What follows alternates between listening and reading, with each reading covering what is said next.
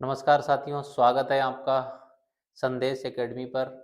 और कल जिस चैप्टर को शुरू किया गया था प्रतिशत का, एक भाग आप देख चुके हैं। ये इसका दूसरा भाग है। कल की डेट में आपको सिखाया गया था कि कभी भी प्रतिशत वृद्धि या कमी को किस प्रकार दर्शाते हैं। चलिए इसके आगे का शुरू करते हैं। जो इस चैप्टर में पार्ट 2 है, उसमें क्या क्या सीखना है आपको। जैसा कि देखिएगा, कोई भी वैल्यू को अगर आपको चेंज करना है तो किस प्रकार से चेंज करते हैं ये बताया जा चुका है। चलिए एक और देख लेते हैं कि 25% का वृद्धि अगर कहीं लिखा हुआ है तो किस प्रकार हम इस मान को दर्शा सकते हैं। तो 25% का वैल्यू कितना होता है, 25 चौके 100, 1/4 होता है। वृद्धि को प्लस कहेंगे तो मूल मान और नए मान में क्या रेशियो हो जाएगा, तो कहेंगे कि 4 से 1 की वृद्धि के बाद मान कितना बनेगा, 5 बनेगा। इस प्रकार की चीजों को कल दर्शा चुके हैं कि किस प्रकार से कोई वैल्यू बनता है। 4 से 5 हो गया, या कमी को भी दर्शाना होता था। मान लो लिखा हुआ है 33 सही 1/3% कमी, इस वैल्यू को भी दर्शाना बता दिया था किस प्रकार दर्शाते हैं। तो इसको 100/3 लिखते हैं, और 100/3 का अगर परसेंट हटाना है तो बटे में 100 यानी 1/3। 1/3 की कमी को क्या दर्शाएंगे, 1/3 की कमी को 1 माइनस का दर्शाएंगे। तो mn इसका बनेगा 3 से 2 हो जाएगा। इस प्रकार के मान बनाना बता दिया था। क्योंकि यहाँ तक हमने कंप्लीट करा दिया है, तो आज देखेंगे किस प्रकार के सवाल आगे बनने वाले हैं। ध्यान दें कि आगे जो सवाल बनेंगे वो कुछ इस प्रकार के सवाल रहेंगे टाइप 2 में, कि चावल के दाम में 20% की वृद्धि हो गई, जिससे चावल की खपत को कितने किलोग्राम कम कर दिया जाए ताकि खर्च पर कोई प्रभाव ना पड़े, जबकि मूल्य वृद्धि से पहले चावल की खपत 24 किलोग्राम थी। ऐसा कुछ सवाल दे रखा है। तो देखिए, इसके लिए आपको एक बात अच्छे से समझ लेनी है कि मूल्य और मात्रा में क्या संबंध होता है। तो मूल्य मात्रा में विपरीत संबंध होता है। जब कभी भी किसी का मूल्य बढ़ेगा तो मात्रा कम खरीद पाएगा, और मूल्य घट जाएगा तो मात्रा ज्यादा खरीद पाएगा। तो मूल्य मात्रा में जो संबंध होता है वो विपरीत संबंध पाया जाता है। इस हिसाब से देखा जाए तो एक लाइन में याद कर सकते हैं कि मूल्य मात्रा का विपरीत होता है, मूल्य मात्रा का विलोम होता है, विपरीत होता है। मूल्य मात्रा में विपरीत संबंध होता है। जैसा कि अगर देखना चाहें इस सवाल के लिए, तो दाम यानी मूल्य में 20% की वृद्धि हो गई। तो 20% की वृद्धि को हम कैसे दर्शा सकते हैं, 20% की वृद्धि को हम दर्शा सकते हैं 1/5। वृद्धि है तो ऊपर वाला वैल्यू कहे का हो जाएगा, प्लस का हो जाएगा। अगर ये वैल्यू प्लस का है तो इसका mn कितना होगा, और वो भी मूल्य में। तो मूल्य में mn हो जाएगा 5 से वैल्यू हो जाएगा 6। ये मान 5 से 6 हो गया तो इसकी मात्रा पर क्या प्रभाव पड़ेगा। चूंकि 24 किलोग्राम यहाँ पर दे रखी है, ये मात्रा दे रखी है, तो चूंकि इनको मात्रा में बनाना पड़ेगा तो इसकी मात्रा हो जाएगी, मात्रा में रेशियो आ जाएगा 6:5। अब देखिए वैल्यू किसका दे रखा है, वैल्यू दे रखा है कि चावल की खपत 24 किलोग्राम थी मूल्य बढ़ने से पहले, अर्थात मूल्य बढ़ने से पहले 6 यूनिट थी। तो 6 यूनिट का मान पेपर में कितना दे रखा है, 24 दे रखा है। 6 यूनिट का मान 24 है तो 1 यूनिट का मान कितना हो जाएगा, 1 यूनिट का मान 4 हो जाएगा। 1 यूनिट का मान हो जाएगा 4। 1 यूनिट का मान 4 निकालने के बाद में कह रहा है यहाँ पर कितने किलोग्राम कम कर दिया जाए। तो कमी पूछी गई है तो कमी 1 की आई है। 1 यूनिट का मान 4 है और 1 यूनिट का मान ही पूछा जा रहा है। तो 1 यूनिट का मान 4 से मल्टीप्लाई कर देंगे तो 4 इकाई 4, तो 4 केजी सही उत्तर हो जाएगा।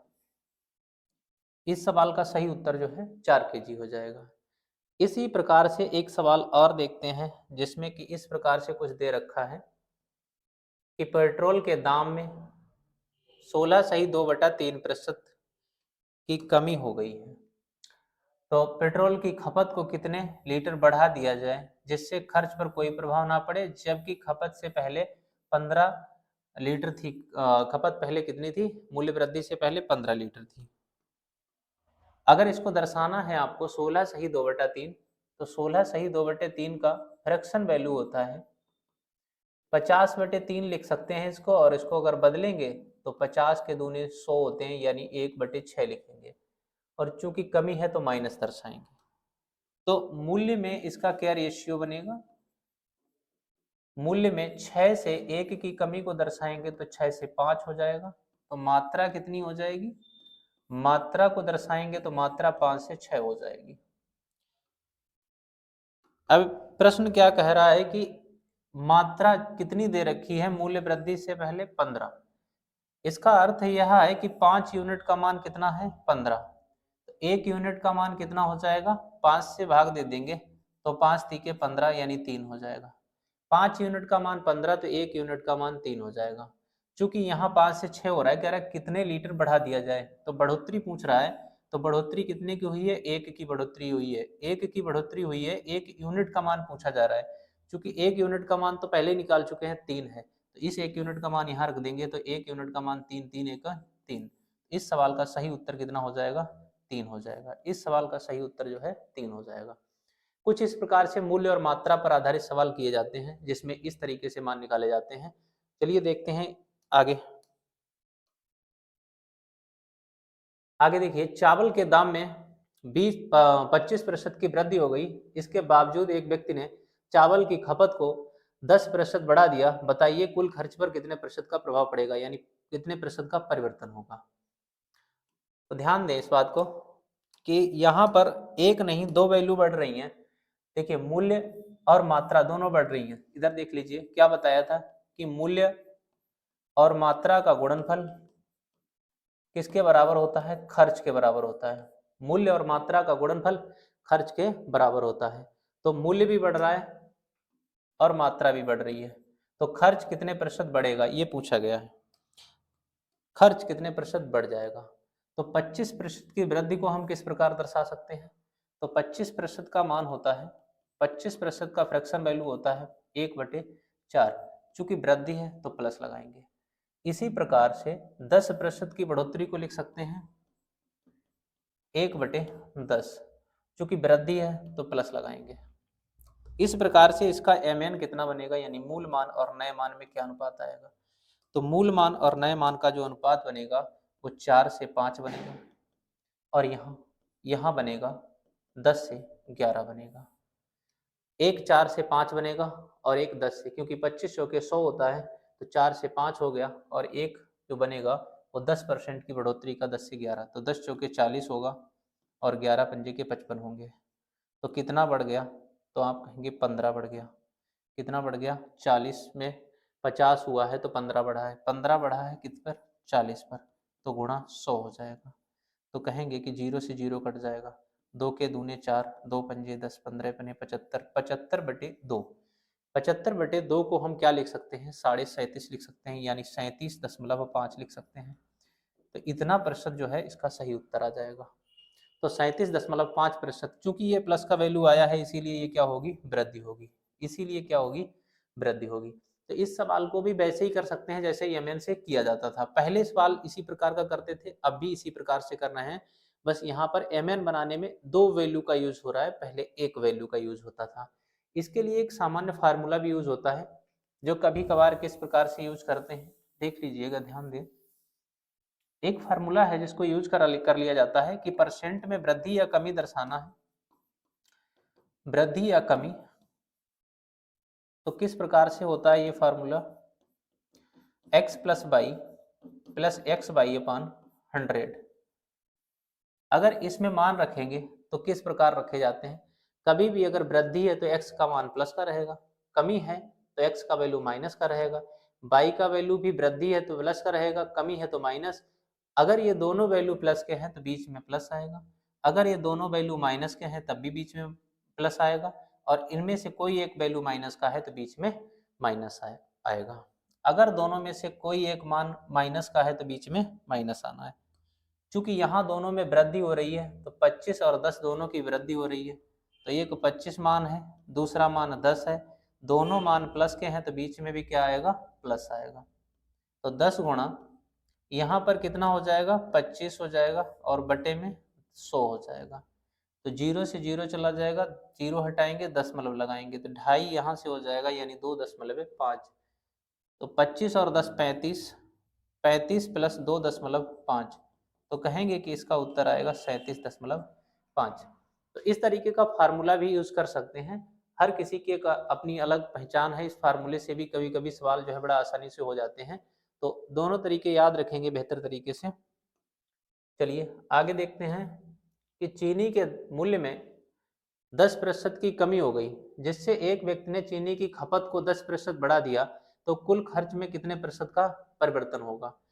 तो इस सवाल की क्या पहचान है कि इसमें जितने प्रतिशत की वृद्धि है उतने ही प्रतिशत की कमी दे रखी है। 10% की वृद्धि है और 10% की ही कमी दे रखी है। तो देखिए 10% की कमी को और 10% की वृद्धि को हम क्या दर्शा सकते हैं, तो 10% को दर्शा सकते हैं हम 10/100 यानी 1/10। एक बार इतना वृद्धि है और एक बार 1/10 की कमी है। इसका mn कितना बनेगा, इसका mn बनेगा 10 से 11 और इसका mn बनेगा 10 से 9।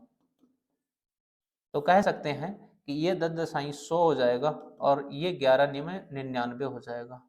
तो देख लीजिए कितने की कमी आई है, एक की कमी कितने पे आई है, 100 पे, तो गुणा 100। तो कह सकते हैं कि 1% की कमी आएगी, 1% की कमी दर्शाएंगे, ये हो जाएगा 1% की कमी का। इसी प्रकार इसको दूसरी तरीके से कैसे कर सकते हैं, तो इसमें जब उतने ही जितने परसेंट की वृद्धि उतने ही परसेंट की कमी हो, तो ऐसी कंडीशन में हमेशा कमी होती है, ऐसी कंडीशन में हमेशा कमी होती है। और कमी कितने प्रतिशत की होती है, कमी होती है x²/100 की। चूंकि x का वैल्यू क्या है 10%, जितने वृद्धि उतने ही प्रतिशत की कमी, तो x का वैल्यू तो सेम रहेगा 10%। तो 10 का स्क्वायर/100 अर्थात 10.100/100 यानी कमी आएगी 1% की। तो कह सकते हैं कि ये सवाल इस प्रकार भी हो सकता है और इस तरीके से x²/100 से भी कर सकते हैं इस सवाल को, चूंकि जितने प्रतिशत की कमी हो उतने ही प्रतिशत की वृद्धि हो तब। चलिए एक सवाल और देखते हैं कुछ इस प्रकार का। एक आयत की लंबाई को 5% बढ़ा दिया जाए, उसकी चौड़ाई को 4% बढ़ा दिया जाए, तो आयत के क्षेत्रफल पर कितना परिवर्तन होगा। आयत का क्षेत्रफल क्या होता है, आयत का क्षेत्रफल होता है लंबाई गुणा चौड़ाई बराबर क्षेत्रफल। तो आयत की लंबाई को 5%, अगर इस 5 को बदलना चाहेंगे तो आप कहेंगे कि 5% का मान बदलेंगे, तो 5/100 यानी 5/100 को क्या लिख सकते हैं हम, 1/20 लिख सकते हैं। चूंकि बढ़ोतरी का है तो प्लस लगाएंगे। इसी प्रकार 4% बढ़ा दिया जाता है, तो 4% को लिख सकते हैं 4/100 यानी 1/25 लिख सकते हैं, ये भी बढ़ोतरी का ही है। तो यहाँ पर क्या कर सकते हैं, इनका mn कितना बनेगा, इसका 20 से 21 हो जाएगा और इसका 25 से 26 हो जाएगा। तो यहाँ पर इनका गुणा कर लिया जाएगा, गुणा करेंगे तो 25 के दूने 50 आएंगे यानी 500 आएंगे, और इसका गुणा करेंगे तो कुछ इस प्रकार से आएगा, है ना, 21 6 कम 6 के हिसाब से जाएगा, तो 20 2 छंग 12 112 126 हो जाएगा और यहाँ बचेंगे 12, तो 21 के दूने 42, यहाँ 42 और जुड़ जाएंगे तो कितना हो जाएगा, 2 और 2 4 हो जाएगा यानी 5, यानी 546 हो जाएगा। तो कितना हो गया, 500 से 546 हो गया, तो कितने की वृद्धि हो गई, यहाँ पर वृद्धि हुई है 46 की, 46 की वृद्धि हुई है किस पर, 500 पर।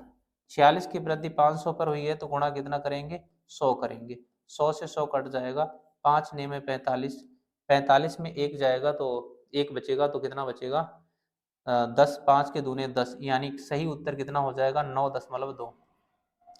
सही उत्तर कितना आ जाएगा 9.2। तो कितने की वृद्धि आएगी 9.2। यहाँ गुणा करना थोड़ा टाइम ले सकता है, लेकिन इसके लिए क्या करेंगे, इसकी अलग से एक वीडियो पड़ी हुई है गुणा करने की शॉर्ट ट्रिक से, वो आप देख लेंगे तो गुणा बहुत आसानी से कर सकते हैं। या आप यहाँ देखिएगा, इसके लिए एक फार्मूला ऐसा ही लगा सकते हैं, x + y + xy/100। तो क्या समझ सकते हैं इससे, x का वैल्यू कितना है, x का वैल्यू है 5, y का वैल्यू 4 है, प्लस 5 × 4/100। तो कह सकते हैं 5 और 4 9 हो जाएगा, प्लस 5 चौके 20 और बटे 100 हो जाएगा। 0 से 0 दशमलव हटाएंगे तो 9.2 आ जाएगा। तो जितने भी छोटे मान होंगे उनके लिए ये फार्मूला लगाएंगे। जैसे छोटे मान कौन से, जैसे कभी 1% की वृद्धि और 2% की वृद्धि, ऐसे मान दर्शा दे, या 5% की वृद्धि, 6% की कमी। जितने भी छोटे छोटे मान होंगे उनके लिए ये फार्मूला लगाएंगे, और जितने भी बड़े मान होंगे उनके लिए इस तरीके का मान लगाएंगे, या कोई फ्रैक्शन में वैल्यू दे रखी होंगी उनके लिए भी इस तरीके के मान लगाए जाएंगे। तो छोटे मानों के लिए फार्मूला लगाएंगे, फ्रैक्शन वाली चीजों के लिए ये वाली वैल्यू लगाएंगे। चलिए एक सवाल यहाँ पर देख लेते हैं कि मान लिया जाए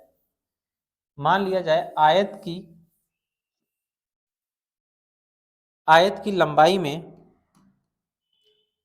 की लंबाई में 33 सही 1/3% की वृद्धि कर दी जाए, और चौड़ाई में 66 सही या 11 सही 1/9% की कमी कर दी जाए, तो क्षेत्रफल में कितने प्रतिशत का परिवर्तन होगा।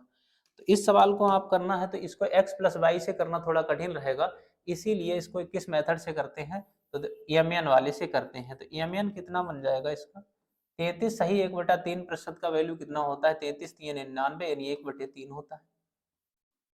अगर इस प्रकार से कहेंगे तो 11 सही 1/9 को कितना लिखते हैं, 1/9 लिखते हैं। चूंकि यहाँ वृद्धि है तो प्लस, यहाँ कमी है तो माइनस।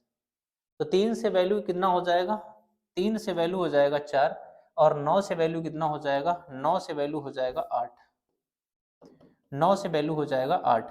तो कह सकते हैं इसको निकाल सकते हैं, 9 × 3 = 27 और 8 × 4 = 32 कह सकते हैं इसको। तो इसको घटा कितना बढ़ोतरी हुई है यहाँ पे, तो 12 में से 7 गया, 12 में से 7 गया, 7 5 12, कितना बचेगा, 5 बचेगा।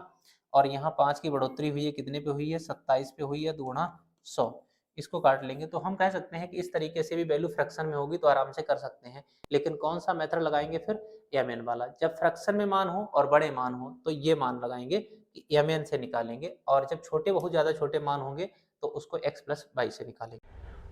देखिए 15वां सवाल है, जो कुछ इस प्रकार से दे रखा है कि एक वृत्त की त्रिज्या को 20% बढ़ा दिया जाता है, तो वृत्त के क्षेत्रफल में कितने प्रतिशत का परिवर्तन होगा। तो यहाँ ध्यान देने वाली बात यह है कि त्रिज्या बढ़ाई जा रही है तो क्षेत्रफल में पूछा गया है परिवर्तन। तो क्षेत्रफल बराबर क्या होता है, त्रिज्या में क्या फार्मूला होता है, πr²। πr² के हिसाब से अगर देखेंगे तो r और r लिखा हुआ है 2 बार। पाई एक कांस्टेंट वैल्यू है जिस पर परसेंट का और अनुपात का फर्क नहीं पड़ता है। तो क्या होगा कि r और r 2 बार बढ़ेंगे, तो इसका मतलब ये हुआ कि 20% को कितनी बार बढ़ाना है, 2 बार बढ़ाना है। तो 2 बार 20% की सतत वृद्धि करनी है, तो 20% के मान को क्या ले सकते हैं, 1/5 लिख सकते हैं।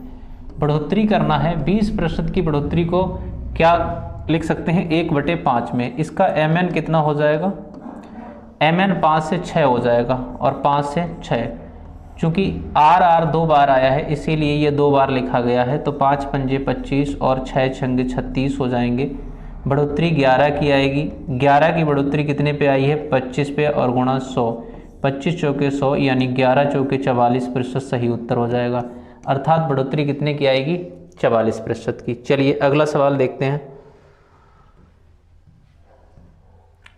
एक वर्ग की भुजा को 10% बढ़ा दिया गया, वर्ग के क्षेत्रफल में कितने प्रतिशत का परिवर्तन होगा। देखिए वर्ग का क्षेत्रफल का क्या फार्मूला होता है, कहीं पर वर्ग होता है तो उसकी लंबाई और चौड़ाई बराबर होती है, यानी प्रत्येक भुजा बराबर होती है, तो जितनी लंबाई बढ़ रही है उतनी ही चौड़ाई बढ़ रही है। क्योंकि वर्ग के क्षेत्रफल का फार्मूला क्या होता है, क्षेत्रफल होता है इसका भुजा का स्क्वायर, यानी इसमें भी a कितनी बार लिखा है, 2 बार लिखा है। अर्थात 10% को कितनी बार बढ़ाना है, सतत रूप से 10% को 2 बार बढ़ाना है। 10% का फ्रैक्शन वैल्यू 1/10 होता है। चूंकि बढ़ोतरी को दर्शाना है इसीलिए ऊपर वाला वैल्यू प्लस होगा। तो इसका MN कितना हो जाएगा, MN हो जाएगा 10 से 11, और 2 बार लिखना है तो 10 से 11 लिख देंगे। तो 10 दशाई के 100 होते हैं, 11 11 के 121 होते हैं। तो कितने % की वृद्धि हुई है, 21% की वृद्धि हो जाएगी। तो यहाँ पर जो वृद्धि होगी वो 21% की वृद्धि होगी, और ये आपने देख लिया है। तो अगला सवाल देखते हैं फिर। आगे सवाल में क्या दे रखा है, एक मजदूर के वेतन को 10% बढ़ा दिया गया, उसके बाद उसके वेतन को 20% बढ़ा दिया गया, तो उसके वेतन में कुल कितने प्रतिशत का परिवर्तन होगा। तो पहले 10% बढ़ा दिया गया, फिर 20% बढ़ा दिया गया। 10% की बढ़ोतरी को हम लिख सकते हैं 1/10, चूँकि बढ़ा दिया गया इसीलिए प्लस हो जाएगा। 20% बढ़ा दिया गया तो कहेंगे 20 पंजे 100 यानी 1/5 लिखेंगे। बढ़ोतरी है तो इसमें भी क्या हो जाएगा, प्लस हो जाएगा। इन दोनों का mn कितना होगा, mn होगा 10 से 11 और इधर कितना होगा 5 से 6 होगा। तो कह सकते हैं ये 50 आएगा और ये वैल्यू आ जाएगा 11 × 66।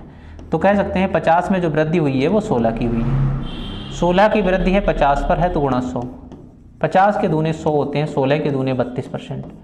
अर्थात इस सवाल के लिए जो परसेंट में वृद्धि आएगी वो 32% आएगी। ये सब सेम कैटेगरी के सवाल हैं जो अभी तक कराए जा रहे हैं 2% से रिलेटेड। देखिए ये सवाल देखिएगा, इसमें 2 की नहीं 3% की बात की जा रही है। 10%, 20% और 25% की वृद्धि कर दी जाती है तो मशीन के मूल्य में कितने प्रतिशत का परिवर्तन होगा। ध्यान दीजिए, जो 1% के लिए काम कर रहे थे वही 2 के लिए किया है, वही 3 के लिए करना है। 10% का जो मान है वो 1/10 होता है, चूंकि तीनों मान वृद्धि के हैं तो प्लस हो जाएगा।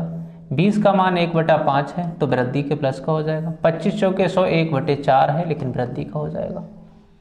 तो mn कितना आएगा, इनका जो mn बनेगा वो किस प्रकार से बनेगा वो देख लेंगे। 10 से 11 हो जाएगा मान, 5 से 6 हो जाएगा और 4 से 5 हो जाएगा। देखिए यहाँ 5 से 5 इधर उधर के मानों को आपस में काट सकते हैं। m n के मान आपस में काटे जा सकते हैं, लेकिन m के मान नहीं काटे जा सकते, n के मान नहीं काटे जा सकते। m का मान उठाओ और n का मान उठाओ, इनको आपस में काट सकते हैं। फिर जो चाहे वो ऊपर नीचे हो, चाहे वो बराबर में हो, कैसे भी कट सकते हैं वो। जैसे 2 से भी काट सकते हैं, 2 के दूने 4 और 2 के तीन 6। तो 10 के दूने कितने हो जाएंगे 20, 11 के तीन 33 हो जाएंगे। तो कितने की बढ़ोतरी हुई है यहाँ पे जो बढ़ोतरी हुई है वो ही है 10 के दूने 20, 11 तीन 33, तो 13 की बढ़ोतरी हुई है। 13 की बढ़ोतरी कितने पे हुई है, 20 पे गुणा 100। तो 20 पंजे 100 होगा, 13 पंजे 65 यानी 65% की सही बढ़ोतरी हो जाएगी।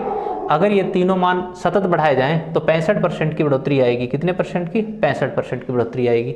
ये सवाल देख लिया है तो आगे देखेंगे कौन सा सवाल आएगा। 20%, 20 का सवाल है नंबर का। इसमें कह रहा है मशीन के मूल्य को 12,000 है, यदि इसके मूल्य में क्रमशः 10% और 20% की कमी कर दी जाए तो मशीन का मूल्य कितने रुपया हो जाएगा। इसमें वही मान बनाने हैं, बस वैल्यू को और ऐड कर दिया गया है। तो अनुपात और प्रतिशत के केस में वैल्यू का काम सबसे बाद में आता है। वैल्यू का काम सबसे बाद में लेना है जब भी अनुपात और परसेंट का सवाल आए। जैसे 10% और 20% की कमी को दर्शाना है तो 10% की कमी को कितना दर्शाते हैं, तो 1/10 दर्शाते हैं, चूंकि कमी है तो माइनस होगा। 20% की कमी को 20 पंजे 100 और कमी है तो क्या होगा, माइनस होगा। तो इस तरीके से हम इन कमी को दर्शा सकते हैं। तो इसका mn कितना होगा, mn इसका 10 से 9 होना चाहिए और इसका 5 से कितना होना चाहिए, 4 होना चाहिए। तो कह सकते हैं कि 10 पंजे 50 और 9 चौके 36, इस तरीके से मान आ जाएगा। 50 और 36 मान जो है वो इस प्रकार बन जाएगा। तो यहाँ देखना यह है कि क्या पूछा गया है। तो देखिए हो जाएगा, जिसके पीछे हो जाएगा लिखा होता है यानी फ्यूचर का मान पूछा गया है। इसका मतलब पूछा किसका गया है, 36 का। अगर कभी लिखा होता है इसका मान क्या था, अगर यहाँ था लिखा होता तो हम पीछे का मान पता करते यानी m का मान पता करते। तो हो जाएगा यानी n का मान पूछा गया है, न्यू मान पूछा गया है। और अगर पूछा जाता कितना था तो पीछे का मान पता करते यानी पास्ट वाला। तो देखिए कितना शुरुआत में रहा होगा, 12,000 यानी 50 यूनिट का मान कितना होगा, 12,000 होगा। तो 1 यूनिट का मान कितना रहा होगा, 0 से 0 कट जाएगा, 5 के दूने 10, 5 चौक 20, 240 हो जाएगा, 240 हो जाएगा। अगर यहाँ पर देखेंगे तो 36 यूनिट का मान कितना होगा, तो 36 में 240 का मल्टीप्लाई कर दो। 36 में 240 का अगर मल्टीप्लाई करोगे तो कितना वैल्यू आएगा, तो 36 और 240 का मल्टीप्लाई करेंगे तो जो वैल्यू बनेगा जाके वो बनेगा 8006 चौक 24 यानी 4 वाला, तो कितना बनेगा 8000 वैल्यू बनेगा। कितना बनेगा 8000 वैल्यू बनेगा, 8640 वैल्यू बनेगा। इसका सी ऑप्शन सही हो जाएगा, तो 8640 इसका सही उत्तर हो जाएगा। तो आप कह सकते हैं कि इस तरीके से आपने 2 और 3% का सवाल सीखा। कल इसी तरह के और सवाल कराए जाएंगे। आज का ये सेशन अगर आपको पसंद आया हो तो ज़्यादा से ज़्यादा लाइक करें, शेयर करें, सब्सक्राइब करें। Thank you.